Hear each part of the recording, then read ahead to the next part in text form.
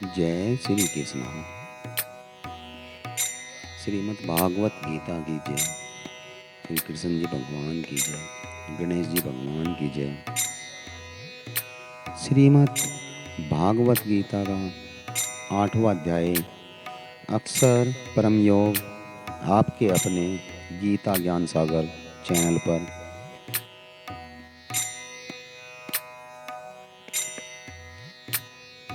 अर्जुन ने कहा, हे पुरुषोत्तम, वह ब्रह्म क्या है? अध्यात्म क्या है? कर्म क्या है? अधिभूत नाम से क्या कहा गया है? और अधिदेव किसको कहते हैं? हे मधुसूदन, यहाँ अधियक कौन है और वह इस शरीर में कैसे है तथा युक्त चित्त वाले पुरुषों द्वारा अनंत समय में आप किस प्रकार जानने में आते हैं? श्री भगवान जी कहते हैं, परम अक्षर ब्रह्म है, अर्थात अपना स्वरूप जीवात्मा अध्यात्म नाम से कहा जाता है। भूतों के भाव को उत्पन्न करने वाला जो त्याग है वह कर्म नाम से कहा गया है। उत्पत्ति विनाश धर्म वाले सब पदार्थ अधिभूत हैं। हिरण्य में पुरुष अधिदेव है। हे देवधारियों में श्रेष्ठ अर्जुन, इस शरीर में मैं वासुदेव ही अंतर्यामी रूप से अधियग हूँ। जो पुरुष अंत काल में भी मुझको ही स्मरण करता हुआ शरीर को त्याग करता है वह मेरे साक्षात स्वरूप को प्राप्त होता है, इसमें कोई भी संशय नहीं है। हे कुंती पुत्र अर्जुन, यह मनुष्य अनंत काल में जिस जिस भी भाव का स्मरण करता हुआ शरीर का त्याग करता हुआ उसको ही प्राप्त होता है, क्योंकि वह सदा भाव से ही भावित रहा है। इसलिए हे अर्जुन, तू समय में निरंतर मेरा स्मरण कर और युद्ध भी कर। इस प्रकार मुझ में अर्पण किए हुए मन बुद्धि से युक्त होकर तू निसंदेह मुझको ही प्राप्त होगा। हे पार्थ, यह नियम है कि परमेश्वर के ध्यान के अन्यास रूप योग से युक्त चित्त दूसरी को ओर से न जानने वाले चित्त से निरंतर चिंतन करता हुआ मनुष्य परम प्रकाश रूप दिव्य पुरुष को अर्थात परमेश्वर को ही प्राप्त होता है। जो पुरुष सर्वज्ञ अनादि सबके नियंता सूक्ष्म से भी अति सूक्ष्म सबके धारण पोषण करने वाले अचिंत्य स्वरूप सूर्य के भांति नित्य चेवन प्रकाश रूप और अविद्या से अति परे शुद्ध सच्चिदानंद घन परमेश्वर का स्मरण करता है, वह भक्ति युक्त पुरुष अनंत काल में भी योग बल से भकुटी के मध्य में प्राण को अच्छी प्रकार स्थापित कर फिर निश्चल मन से स्मरण करता हुआ उस दिव्य रूप परम पुरुष परमात्मा को ही प्राप्त होता है।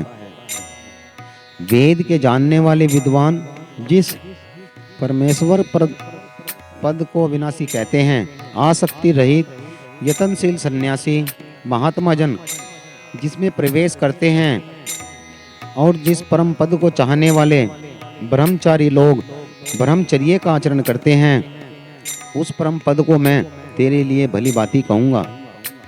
सब इंद्रियों के द्वारों को रोककर मन को हृदय देश में स्थित करके फिर उस जीते हुए मन के द्वारा प्राण को मस्तक में स्थापित करके परमात्मा संबंधी योग धारणा में स्थित होकर जो पुरुष ओम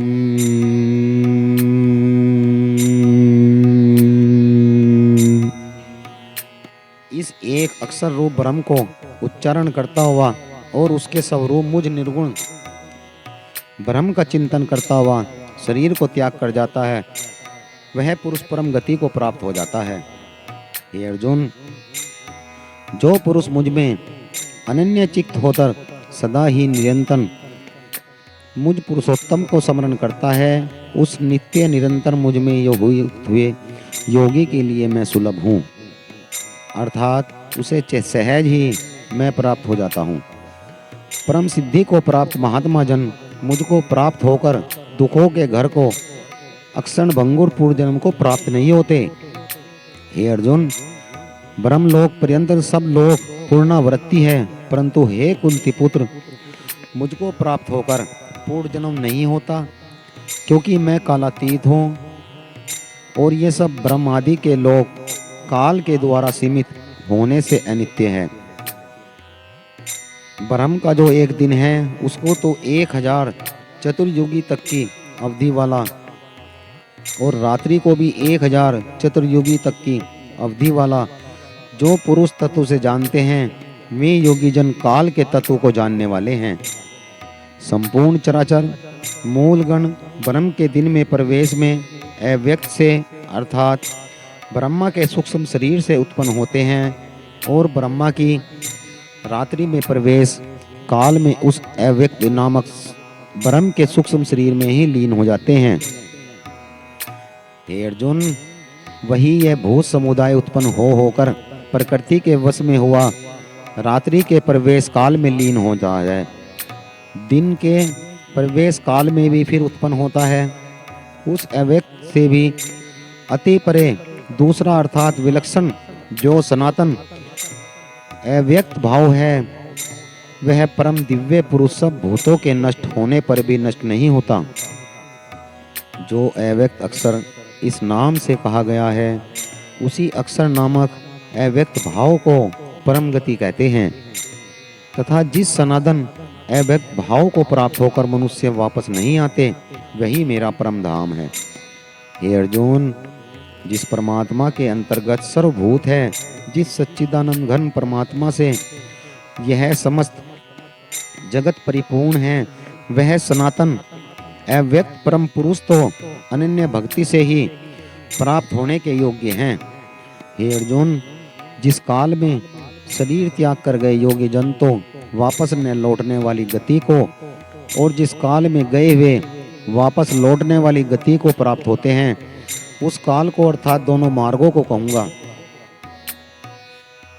जिस मार्ग में ज्योतिर्मय अग्नि अभिमानी देवता है, दिन का अभिमानी देवता है, शुक्ल पक्ष का अभिमानी देवता है, उत्तर नारायण के 6 महीनों का अभिमानी देवता है, उस मार्ग में मरकर गए हुए ब्रह्मवेत्ता योगी जन उपयुक्त देवताओं द्वारा क्रम में ले जाया जाकर ब्रह्म को प्राप्त होते हैं। जिस मार्ग में धूमाभिमानी देवता है, रात्रि अभिमानी देवता है, कर्षण पक्ष का अभिमानी देवता है, दक्षिणायन के 6 महीनों का अभिमानी देवता है, उस मार्ग में मरकर गया हुआ सकाम कर्म करने वाला योगी उपयुक्त देवताओं के द्वारा कर्म में ले जाया हुआ चंद्रमा की ज्योति को प्राप्त होकर स्वर्ग में अपने शुभ कर्मों का फल भोग कर वापस आता है।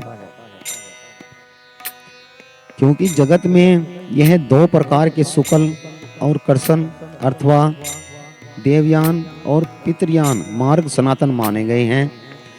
इनमें से एक के गया हुआ जिससे वापस नहीं लौटना पड़ता, उस परम गति को प्राप्त होता है तथा दूसरे के द्वारा गया हुआ फिर वापस आता है, जन्म मृत्यु को प्राप्त होता है। हे पार्थ, इस प्रकार इन दोनों मार्गों को तत्व से जानकर कोई भी योगी मोहित नहीं होता। इस कारण हे अर्जुन, तू सब काल में समबुद्धि रूप योग से युक्त हो, अर्थात निरंतर मेरी प्राप्ति के लिए साधन करने वाला हो। योगी पुरुष इस रहस्य को तत्व से जानकर वेदों के पढ़ने में तथा यज्ञ तप और दानादि के करने में जो पुण्य फल कहा गया है, उन सबको निसंदेह उल्लंघन कर जाता है और सनातन परम पद को प्राप्त हो जाता है। इस प्रकार उपनिषद ब्रह्म विद्या योग शास्त्र रूप श्रीमद् भागवत गीता के श्री कृष्ण अर्जुन संवाद में अक्षर ब्रह्म योग नामक 8वां अध्याय संपूर्ण हुआ। श्री कृष्ण गोविंद हरे मुरारी, हे नाथी नारायण वासुदेवा।